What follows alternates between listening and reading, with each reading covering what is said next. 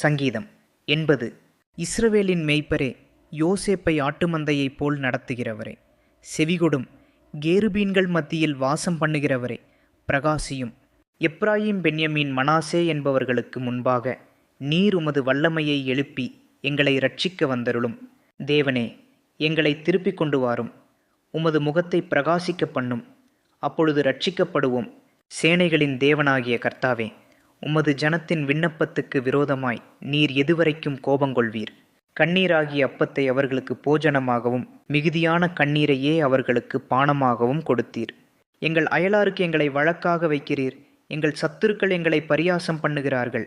சேனைகளின் தேவனே, எங்களை திருப்பிக் கொண்டு வாரும். உமது முகத்தை பிரகாசிக்க பண்ணும், அப்பொழுது இரட்சிக்கப்படுவோம்.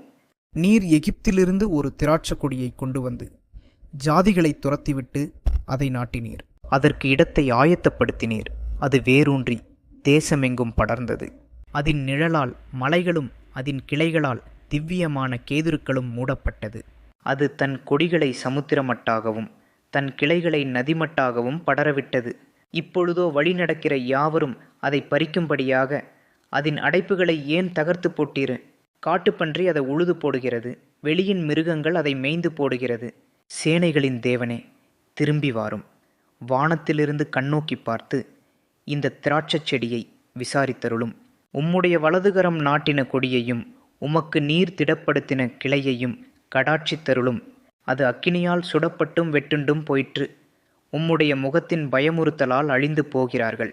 உமது கரம் உமது வலது பாரிசத்து புருஷன் மீதிலும் உமக்கு நீர் திடப்படுத்தின மனுஷகுமாரன் மீதிலும் இருப்பதாக.